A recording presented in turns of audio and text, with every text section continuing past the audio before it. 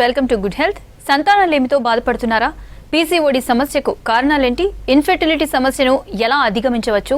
Thyroid రావడానికి గల reasons ఏంటి? వీటికి హోమియోపతిలో ఎటువంటి చికిత్స అందుబాటులో ఉందో మనకి తెలియజేయడానికి హోమియోకేర్ ఇంటర్నేషనల్ డాక్టర్ అరుణ గారు మనతో పాటు ఉన్నారు. వారిని అడిగి మరిన్ని విషయాలు తెలుసుకుందాం.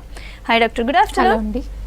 ఎస్ డాక్టర్, చాలా మంది ఇన్ఫర్టిలిటీ ప్రాబ్లంతోని మీ ముందుకు వస్తున్నారు. ఈ మధ్య ఎక్కువగా ఇన్ఫర్టిలిటీ ప్రాబ్లంతోని సఫర్ అవుతూ ఉన్నారు. అయితే ఒక కపుల్ ఎప్పుడు ఇన్ఫర్టిలిటీ ప్రాబ్లం వాళ్ళకు ఉంది అని పరిగణలోకి తీసుకోవాలి, ఎప్పుడు డాక్టర్ని కన్సల్ట్ అవ్వాలి? ఓకే, సో బేసిక్గా అండి ఇవాళ రేపు మనం చూస్తున్నాం ఇన్ఫర్టిలిటీ కేసెస్ చాలా ఎక్కువ అయిపోయినాయి.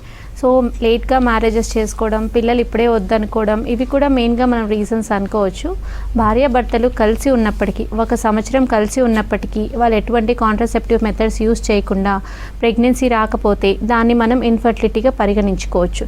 సో ఇన్ఫర్టిలిటీలో కూడా ప్రైమరీ ఇన్ఫర్టిలిటీ, సెకండరీ ఇన్ఫర్టిలిటీ అని చెప్పుకోవచ్చు. కొంతమందికి అబార్షన్స్ అయిపోతూ ఉంటుంది, ఇలాంటి వారిని ప్రైమరీ ఇన్ఫర్టిలిటీ అని చెప్పుకోవచ్చు. సో బేసిక్గా మేల్ ఇన్ఫర్టిలిటీ, ఫీమేల్ ఇన్ఫర్టిలిటీ ఇద్దరికీ ఉంటుందండి. సో 50% మేల్లో ఫర్టిలిటీ ఛాన్సెస్ తక్కువగా ఉంటాయి, 50% ఫీమేల్లో ఫర్టిలిటీ ఛాన్సెస్ తక్కువగా ఉంటాయి. సో బేసిక్గా ఇవాళ రేపు లైఫ్ స్టైల్ డిస్టర్బెన్సెస్ వల్ల, వెయిట్ కన్సంప్షన్ ఎక్కువగా ఉండడం వల్ల, బయట ఫుడ్ ఎక్కువ తీసుకోవడం వల్ల, స్ట్రెస్, నైట్ షిఫ్ట్స్, ఐటీ సెక్టర్స్లో వర్క్ చేయడం వల్ల, ఇలాంటి చాలా రీజన్స్ వల్ల ప్రెగ్నెన్సీ ఛాన్సెస్ అనేది స్లోగా తగ్గుతూ వస్తున్నాయి. సో బేసిక్గా దీనికి రీజన్స్ అంటూ మనం చెప్పుకోవాల్సి వస్తే, ఒకప్పుడు తీసుకుంటున్న చర్యలు తీసుకోలేకపోవడం వల్ల చాలా రీజన్స్ వస్తున్నాయి.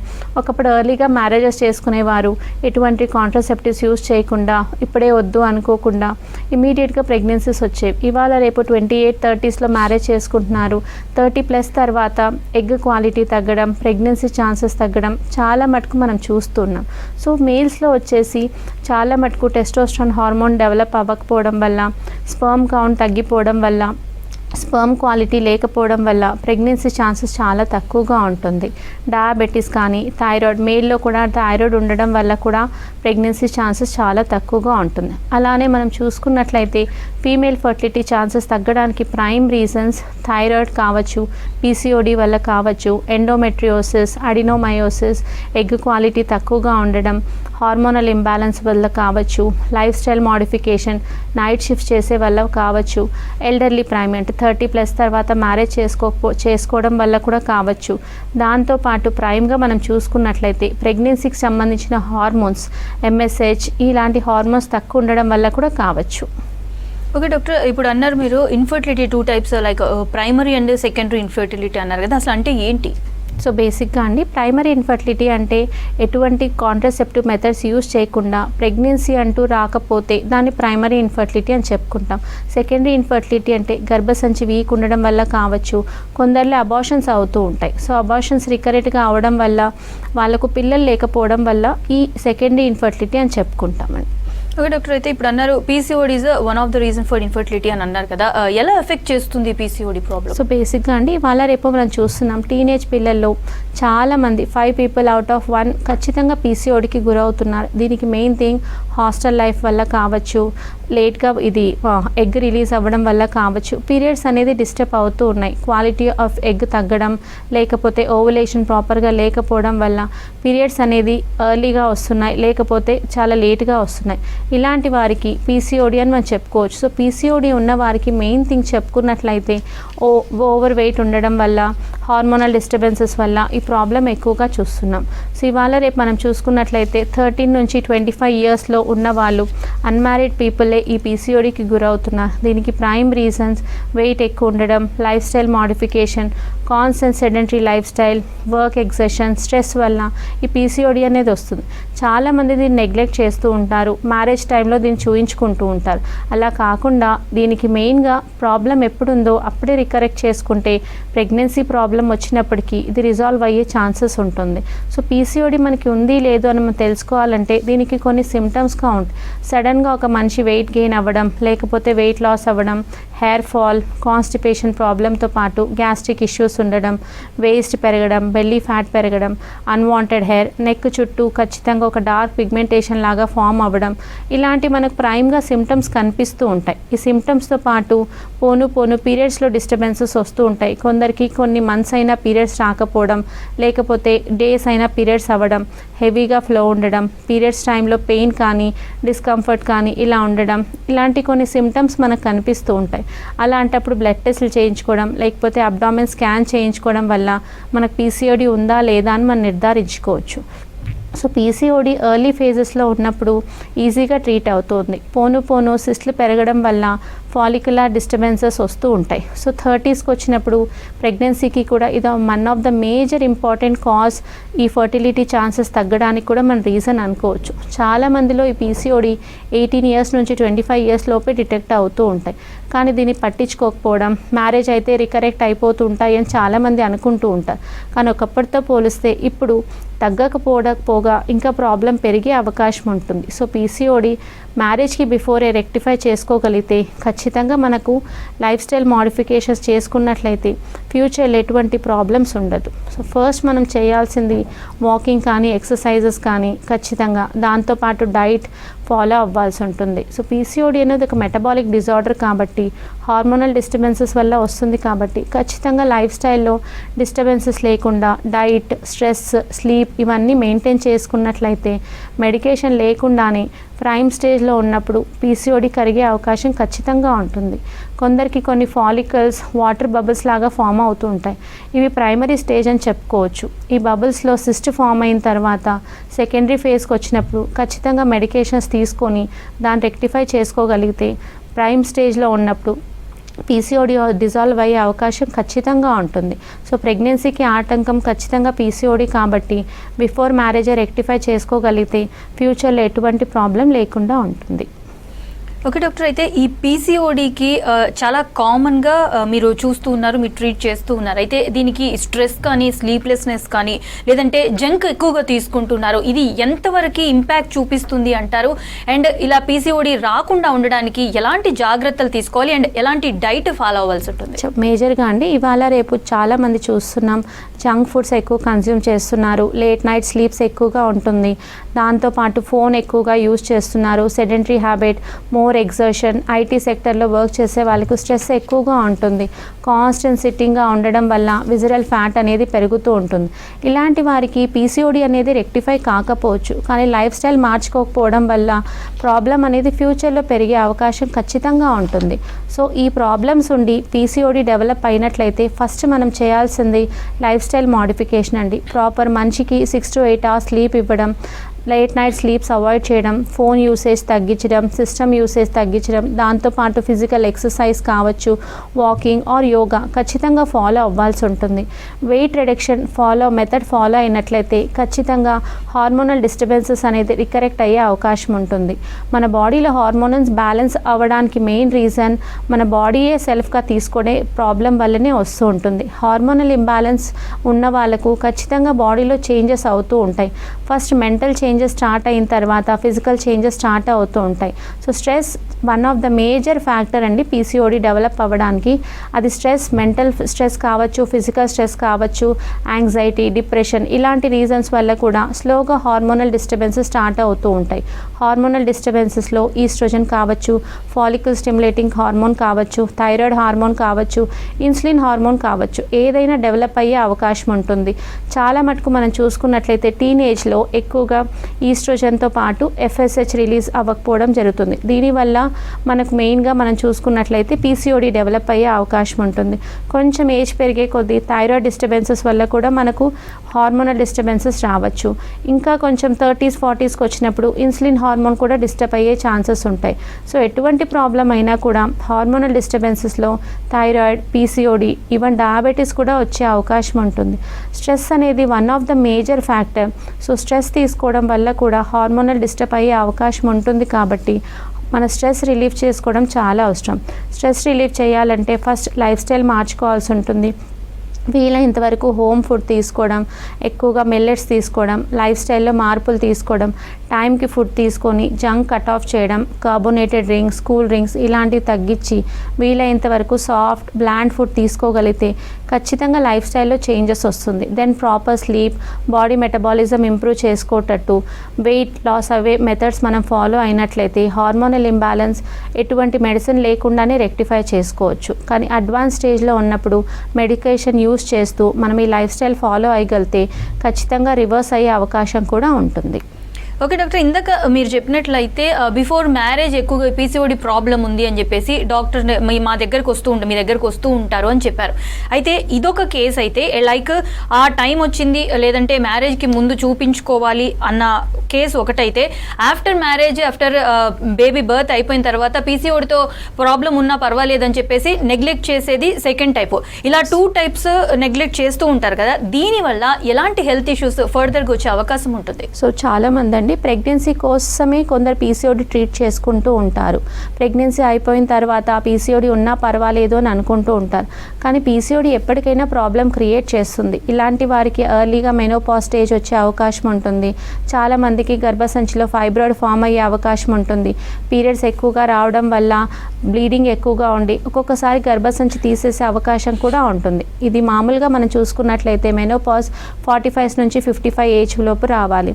పీసీఓడి ఉన్న వారికి ప్రాబ్లం ఎక్కువగా ఉన్న వారికి 35-40స్లోనే ప్రాబ్లం స్టార్ట్ అయ్యే అవకాశం ఉంటుంది. సో ప్రెగ్నెన్సీ ఒక్కదానికే కోసమే కాదండి పీసీఓడి అనేది మన లైఫ్ స్టైల్. ఒక ఫీమేల్కి పీరియడ్స్ ఎంత ప్రాబ్లం లేకుండా వస్తే అంత ఎక్కువగా ప్రాబ్లం లేకుండా ఉంటుంది. సో పీరియడ్స్ ప్రాపర్గా రావడం వల్ల కాల్షియం, వైటమిన్ డి, బాడీలో ఉన్న మల్టీవిటమిన్స్ ప్రాపర్గా రిలీజ్ అవుతూ ఉంటుంది. సో పీరియడ్స్ ప్రాపర్గా రాకపోవడం వల్ల ఈస్ట్రోజన్ హార్మోన్ డిస్టర్బ్ అవ్వడం వల్ల ఎర్లీగా మోకాలు నొప్పులు వచ్చే అవకాశం ఉంటుంది. వాళ్ళ బాడీ ఓవర్ వెయిట్ అవ్వడం వల్ల బాడీ డిస్టర్బ్ అయ్యే అవకాశం కూడా ఉంటుంది. సో ప్రెగ్నెన్సీ కోసం ఒకటే పీసీఓడి కాకుండా ప్రెగ్నెన్సీ తర్వాత కూడా పీసీఓడి రెక్టిఫై చేసుకోగలిగితే ఫ్యూచర్లో ఎటువంటి ఇష్యూస్ లేకుండా ఉంటుంది. మనం ఇవాళ తీసుకునే మెడికేషన్ 40s-50sలో అవసరం పడుతుంది కాబట్టి మనం తీసుకునే లైఫ్ స్టైల్ 50s-60sలో కూడా ప్రాపర్గా ఉండాలి కాబట్టి ఖచ్చితంగా ఇప్పుడు తీసుకునే జాగ్రత్తలు అప్పటికి యూజ్ అవుతాయి. సో పీసీఓడి అనేది టీనేజ్ నుంచి 35-40 ఏజ్ వాళ్ళ వరకు కూడా మెడికేషన్ ఖచ్చితంగా తీసుకొని డిజాల్వ్ చేసుకోగలిగితే గర్భాశయం కావచ్చు, ఓవరీస్ కావచ్చు, ఫాలోపియన్ ట్యూబుల్స్ కావచ్చు ఖచ్చితంగా హెల్తీగా ఉంటాయి. సో సాఫీగా మెనోపాజ్ అయిపోయి ఎటువంటి కాల్షియం డెఫిషియన్సీ కాకుండా యాక్టివ్గా మనం పనిచేసుకోగలం.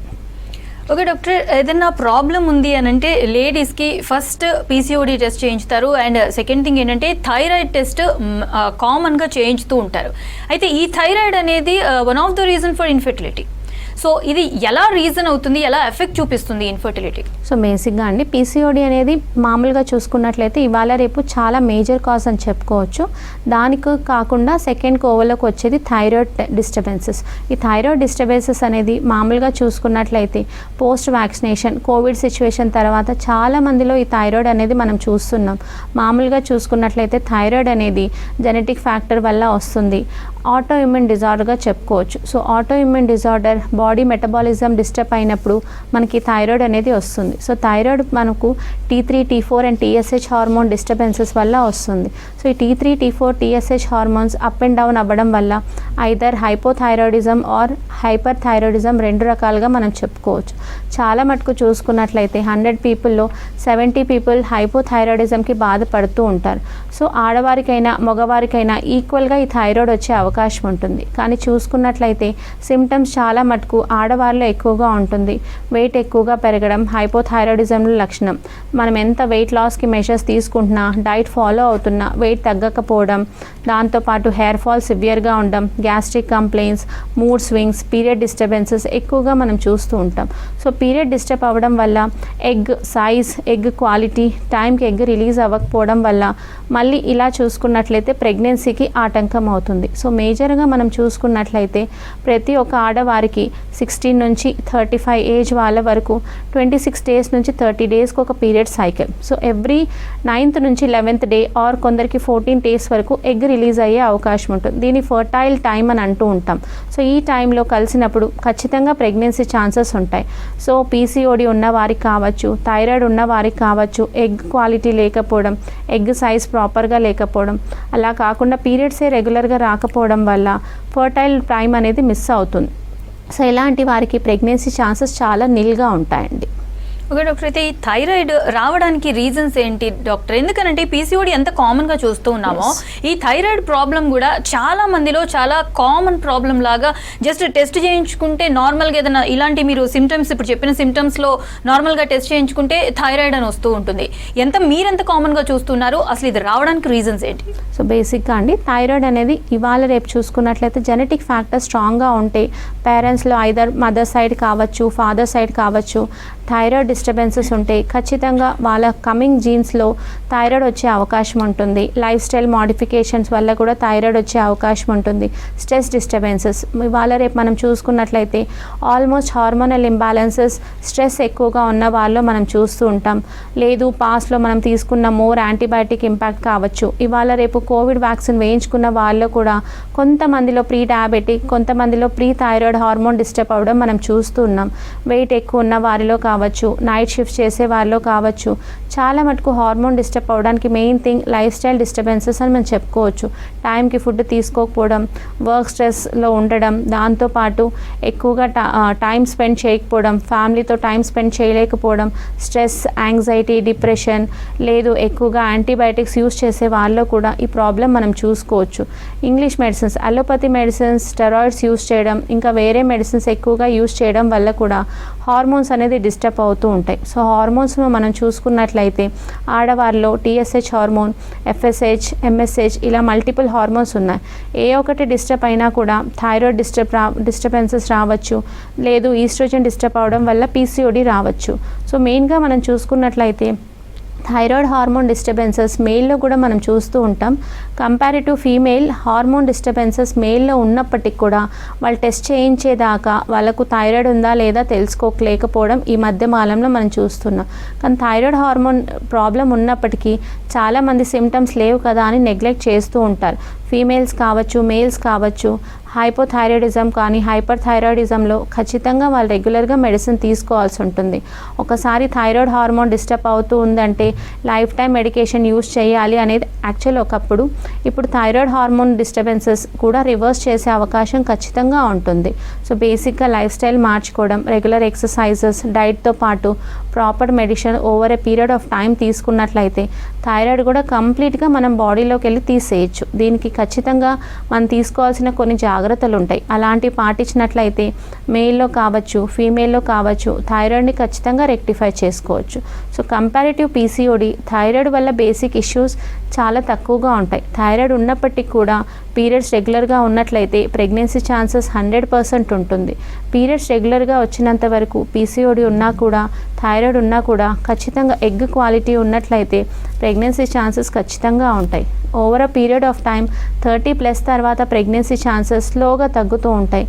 అమ్మాయి వయసుతో పాటే egg quality, egg size and egg అనేది పెరుగుతూ ఉంటుంది. మన ఏజ్ 30 అన్నట్లయితే ఎగ్ ఏజ్ కూడా 30. సో ఏజ్ పెరిగే కొద్దీ క్వాలిటీ ఆఫ్ ఎగ్ తగ్గుతుంది, egg size, multiple follicles release అవ్వడం తగ్గుతూ ఉంటుంది.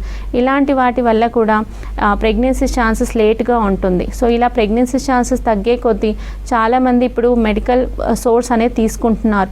ఫర్టిలిటీ సెంటర్స్లో IUI, IVF ఇలాంటి మోడ్ ఆఫ్ మెడికేషన్ యూస్ చేస్తూ ఉన్నా. సో ఇలా యూస్ చేయడం వల్ల ఎగ్ బయట నుంచి స్టోర్ చేయడం, ఈ ఆర్టిఫిషియల్ మెథడ్స్ యూస్ చేయడం వల్ల ప్రెగ్నెన్సీస్ వస్తున్నాయి.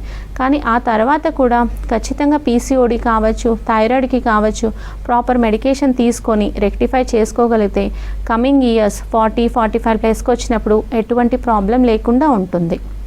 డాక్టర్, మీరు ఇప్పుడు అన్నారు హైపో అండ్ హైపర్ థైరాయిడిజం అని అన్నారు కదా, రెండింటికి డిఫరెన్స్ ఏంటి అని, దేనికి ఎలాంటి సిమ్టమ్స్ కనిపిస్తాయి? సో బేసిక్గా అండి మనం చూసుకున్నట్లయితే చాలా మందిలో హైపోథైరాయిడిజం ఎక్కువగా చూస్తుంటాం. దీంట్లో టీఎస్హెచ్ హార్మోన్ అనేది సడన్గా పెరుగుతూ ఉంటుంది.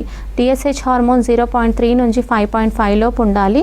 ఈ టీఎస్హెచ్ హార్మోన్ 5.5 నుంచి అబవ్గా పెరుగుతూ ఉంటుంది. సో ఇలాంటి వారికి థైరోనామ్, ఎల్ట్రాక్సిన్, థైరాక్సిన్ ఇలాంటివి 25 mg నుంచి ఫర్దర్ ఇస్తూ ఉంటారు. సో ఇలాంటి వారికి మెయిన్గా వెయిట్ గెయిన్ అవుతూ ఉంటారు, సడన్గా వెయిట్ పెరగడం, హెయిర్ ఫాల్, కాన్స్టిపేషన్ ప్రాబ్లం, దాంతోపాటు కొందరికి పీరియడ్ డిస్టర్బెన్సెస్ మనం చూస్తూ ఉంటాం. సో హైపోథైరాయిడిజంతో పోల్చుకున్నట్లయితే హైపర్ కొంచెం కాంప్లికేషన్స్ ఎక్కువగా ఉంటాయి. సో హైపర్లో ఏంటి అంటే సడన్గా వెయిట్ డౌన్ అయిపోతూ ఉంటారు, లెవెల్ 0.3 నుంచి 0.1 కొన్నిసార్లు మైనస్లో కూడా వెళ్ళిపోతుంటారు. హైపర్ థైరాయిడిజంలో యాంటీథైరాయిడ్ యాంటీబాడీస్ చాలా ఎక్కువగా ఉంటాయి. ఇలాంటి వారికి గాయిటర్ అనేది నెక్ దగ్గర స్వెల్లింగ్ కనిపిస్తూ ఉంటుంది, కొందరికి కంజనైటల్ డిసీజెస్ కూడా వస్తూ ఉంటాయి. ఆటో ఇమ్యూన్ డిజార్డర్స్లో హషిమోటోస్ థైరాయిడైటిస్, గాయిటర్, చాలామంది ఈ రెక్టిఫై చేసుకోకపోవడం వల్ల ఫ్యూచర్లో థైరాయిడ్ క్యాన్సర్స్ వచ్చే అవకాశం కూడా ఉంటుంది. హైపోలో హైపర్లో weight gain and weight loss ఈ సిమ్టమ్స్ రెండు తప్పనిచ్చి మిగతా సిమ్టమ్స్ అన్నీ ఒకలాగానే ఉంటాయి. కానీ పోల్చుకున్నట్లయితే హైపర్ కొంచెం కాంప్లికేటెడ్ ఉంటుంది. ఎంత మెడిసిన్ వాడినా లెవెల్స్ అనేది పెరగకపోవడం వల్ల కండిషన్స్ సివియర్గా అయ్యి కొందరికి నెక్ దగ్గర వాపు రావడం, ఇలాంటి కండిషన్స్ కూడా మనం చూస్తూ ఉంటాం. మింగేటప్పుడు వాటర్ తీసుకున్నప్పుడు పెయిన్ రావడం, బాడీలో డిస్టర్బెన్సెస్ అనేది కంపారిటివ్ హైపోలో హైపర్ కండిషన్స్లో ఎక్కువగా ఉంటాయి. హైపర్ థైరాయిడిజం ఉన్న వారికి చాలామందిలో థైరాయిడ్ క్యాన్సర్స్ వచ్చిన వాళ్ళు కూడా ఉన్నారు. సో మనం చూసుకున్నట్లయితే హైపర్ కండిషన్స్ ఉన్న వాళ్ళు మెడికేషన్ రెగ్యులర్గా వాడడం, ఖచ్చితంగా మెయింటైన్ చేసుకోవడం తదుపరి అవసరం. ఓకే డాక్టర్, చాలా మందికి థైరాయిడ్ అనేది ప్రెగ్నెన్సీ టైంలో టెస్ట్ చేసినప్పుడు డిటెక్ట్ చేస్తూ ఉంటారు కదా, ఇది ఆఫ్టర్ డెలివరీ తగ్గే అవకాశం ఎంతవరకు ఉంటుంది? అండ్ ఇది వచ్చింది అని అంటే లైఫ్ లాంగ్ మెడిసిన్ వాడాల్సిందేనా ఇంకా అప్పటి నుంచి? ఓకే, సో జెస్టేషనల్ థైరాయిడ్ అనేది చాలా మందిలో చూస్తున్నామండి. సో బేసిక్గా ఫీటస్ బేబీ స్టెబిలిటీ బట్టి కొందరికి జెస్టేషనల్ డయాబెటీస్ కావచ్చు, జెస్టేషనల్ థైరాయిడ్ కావచ్చు, చాలా మందికి డిటెక్ట్ అవుతూ ఉంటుంది. ఫస్ట్ 3 monthsలో మనం చేయించిన యాంటీనేటల్ ప్రొఫైల్లో TSH కొందరికి పెరుగుతూ ఉంటుంది. ఆ రిపోర్ట్స్ బట్టి డాక్టర్స్ అనేది థైరాయిడ్ టాబ్లెట్ అనేది ప్రిఫర్ చేస్తూ ఉంటారు. సో థైరాయిడ్ టాబ్లెట్ కూడా ఆ లెవెల్స్ బట్టి రిపోర్ట్ చేస్తుంది. చాలా మట్టి మనం పోల్చుకున్నట్లయితే 100 పీపుల్లో 50 మందికి థైరాయిడ్ ప్రెగ్నెన్సీ డెలివరీ అయిపోయిన తర్వాత తగ్గుతూ ఉంటుంది. కొంతమందిలో మాత్రమే ఆ థైరాయిడ్ అనేది కంటిన్యూ అవుతూ ఉంటుంది. ఈ కంటిన్యూ అయిన వాళ్ళకు బేసిక్గా ఫ్యామిలీ జెనెటిక్ హిస్టరీ ఉండడం వల్ల కావచ్చు, ప్రెగ్నెన్సీలో ఏదైనా కాంప్లికేషన్ ఉండడం వల్ల కావచ్చు, లేకపోతే ఆ మదర్ ఎక్కువగా ఆలోచించడం, స్ట్రెస్ ఎక్కువ తీసుకోవడం, లేదు మల్టిపుల్ మెడిసిన్ ఏదైనా ఎక్కువ తీసుకోవడం వల్ల థైరాయిడ్ అనేది కంటిన్యూ అవుతుంది. సో చాలామంది థైరాయిడ్ మెడిసిన్ స్టార్ట్ చేసిన తర్వాత ఆపకూడదు అనేది ఒక ప్రాబ్లం ఉంటుంది. లెవెల్స్ బట్టి కొందరికి thyroid hormones up and down అవుతూ ఉంటాయి. ఇలాంటప్పుడు అప్ అండ్ డౌన్ అవుతున్నప్పుడు థైరాయిడ్ టాబ్లెట్ కూడా ఫ్లక్చువేట్ అవుతూ ఉంటాయి. స్ట్రెస్, లైఫ్ స్టైల్ ప్రాపర్గా ఉన్న వాళ్ళు థైరాయిడ్ టాబ్లెట్ ఆపినా ప్రాబ్లం లేదు. ఒకవేళ వాళ్ళు 25 mcg కానీ 50 mcg కానీ వాడుతున్నట్లయితే రెగ్యులర్గా 3 to 6 monthsకి ఒకసారి బ్లడ్ టెస్ట్లు చేయించుకొని లెవెల్స్ నార్మల్గా ఉంటే కొన్నిసార్లు ఆపచ్చు. కానీ మెడికేషన్ తీసుకుంటున్నప్పటికి కూడా కొందరు లెవెల్స్ హై అవుతూ ఉంటాయి. దీనికి ప్రైమ్ రీజన్ వాళ్ళ లైఫ్ స్టైల్ ప్రాపర్గా లేకపోవడం, లేదు అంటే స్ట్రెస్ ఎక్కువగా ఉండడం, వాళ్ళ వర్క్ ప్రొఫైల్ ప్రాపర్గా లేకపోవడం వల్ల థైరాయిడ్ ప్రొఫైల్ నార్మల్గా లేకపోవచ్చు. ఇలాంటప్పుడు ఖచ్చితంగా వాళ్ళు మెడికేషన్ యూస్ చేస్తూ ఉండాలి. మెడిసిన్ యూస్ చేసినంత వరకు లెవెల్స్ నార్మల్గా ఉంటాయి. మెడిసిన్ ఆపేసిన తర్వాత లెవెల్స్ అబ్నార్మల్ అవుతూ ఉంటాయి. ఇలా అబ్నార్మల్ అవ్వడానికి మెయిన్ థింగ్ వాళ్ళ బాడీలో ప్రొడక్షన్ అనేది తగ్గుతుంది. సో థైరాయిడ్ హార్మోన్ ప్రొడక్షన్ మన బాడీలో సెల్ఫ్గా ఫామ్ అయితే మెడిసిన్ ఖచ్చితంగా ఆపేయచ్చు. సో అలోపతి మెడిసిన్స్ మనం తీసుకుంటున్నవి జస్ట్ రీప్లేస్మెంట్, అంటే మనకు హార్మోన్ ప్రొడ్యూస్ అవ్వట్లేదు కాబట్టి మనం ఆ హార్మోన్ని రీప్లేస్ చేస్తున్నాం. అలా కాకుండా మన బాడీయే సెల్ఫ్గా దాన్ని ప్రొడ్యూస్ చేసుకోగలిగితే ఖచ్చితంగా థైరాయిడ్ హార్మోన్ ఆపేయచ్చు. సో ప్రెగ్నెన్సీ టైంలో వచ్చిన థైరాయిడ్ హైపర్ కావచ్చు, హైపో కావచ్చు, చాలా మటుకు ప్రెగ్నెన్సీ మిల్క్ ఫీడింగ్ అయిపోయిన తర్వాత ఆపేస్తూ ఉంటారు. అలా ఆపేసిన తర్వాత 1 year 2 year తర్వాత ఇయర్లీ వన్స్ వాళ్ళు టెస్ట్ చేయించుకుంటూ ఉండాల్సి ఉంది. ఎందుకంటే ఒకసారి థైరాయిడ్ వస్తే ఎప్పటికైనా స్ట్రెస్ పెరిగినప్పుడు మళ్ళీ థైరాయిడ్ హార్మోన్ కొంచెమైనా డిస్టర్బ్ అయ్యే అవకాశం ఉంటుంది. ఒకవేళ లేదు అంటే మెడికేషన్ వాడని అవసరం లేదు.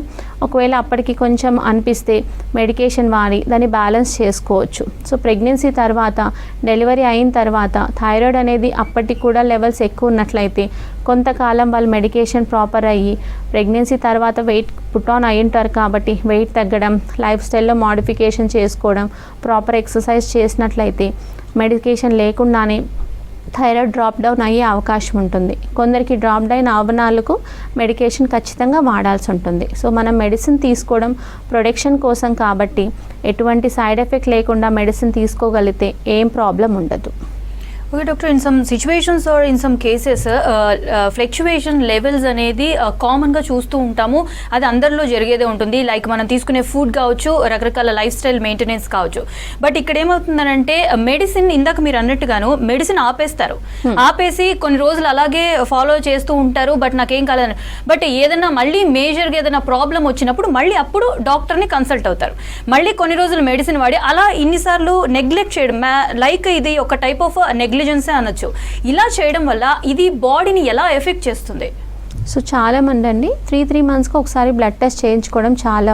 థైరాయిడ్ ఉన్న వాళ్ళు ఖచ్చితంగా 3 to 6 మంత్స్కి ఒకసారి బ్లడ్ టెస్ట్లు చేయించుకుంటూ వాళ్ళు యూజ్ చేస్తున్న ట్యాబ్లెట్ ఒకవేళ హై కావచ్చు టేపర్ చేసుకోవడం చాలా అవసరం. చాలామంది నాకు థైరాయిడ్ లేదు, సిమ్టమ్స్ ఏమీ లేవు అని ట్యాబ్లెట్ వదిలేస్తూ ఉంటారు. దాని తర్వాత మళ్ళీ వాళ్ళు టెస్ట్ చేయించుకోకపోవడమే వాళ్ళ నెగ్లిజెన్స్ అని చెప్పుకోవచ్చు. వెయిట్ పెరగట్లేదు, హెయిర్ ఫాల్ లేదు, ఇలాంటి కంప్లైంట్స్ ఏవి లేవు కదా అని వాళ్ళు టెస్ట్ ఎప్పుడో ఒకసారి 1 yearకి చేయిస్తూ ఉంటారు. ఇలా మెడిసిన్ ప్రాపర్గా తీసుకొని వాళ్ళు టెస్ట్లు కూడా ప్రాపర్గా చేసుకోకపోతే కాంప్లికేషన్స్ అనేది పెరుగుతూ ఉంటుంది.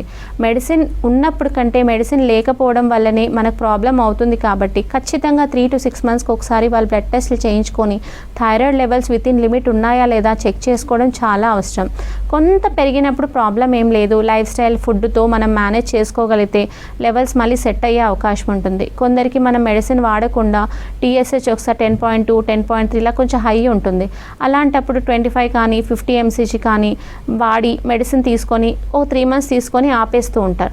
టెస్ట్ చేయించాక మెడిసిన్ ఆపాల్సి ఉంటుంది. కానీ అలా టెస్ట్ చేయించకుండా మెడిసిన్ ఆపితే ఖచ్చితంగా లెవెల్ పెరిగినట్టే ఉంటుంది.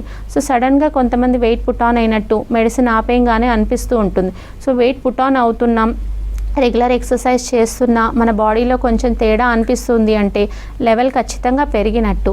సో మనం తీసుకునే లైఫ్ స్టైల్ మోడిఫికేషన్ జాగ్రత్త వల్ల ఖచ్చితంగా లెవెల్స్ పెరగకుండా మేనేజ్ చేసుకోవచ్చు. అలా సడన్గా ఫ్లక్చుయేట్ అవుతున్న వాళ్ళ లైఫ్ స్టైల్ చాలా అబ్నార్మల్గా ఉంటుంది. అలాంటప్పుడు వాళ్ళు అలోపతి మెడిసిన్స్తో పాటు హోమియో యూజ్ చేసినట్లయితే ఈ ఫ్లక్చుయేషన్, వాళ్ళ body metabolism disturbances, hormonal imbalance ఖచ్చితంగా రెక్టిఫై అయ్యే అవకాశం ఖచ్చితంగా ఉంటుంది.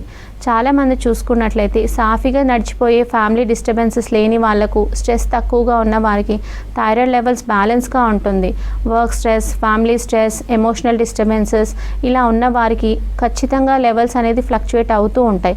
సో ఫ్లక్చుయేట్ అవుతున్నప్పుడు మెడిసిన్ ఫ్లక్చుయేట్ చేసుకోవడం కంటే మనం మోడ్ ఆఫ్ మెడికేషన్ మార్చి మన లైఫ్ స్టైల్ని మార్చుకోగలిగితే ఖచ్చితంగా system drop down, body metabolism ఖచ్చితంగా ఇంప్రూవ్ అవుతుంది. Okay, thank you doctor. ఇది ఇవాల్టి గుడ్ హెల్త్.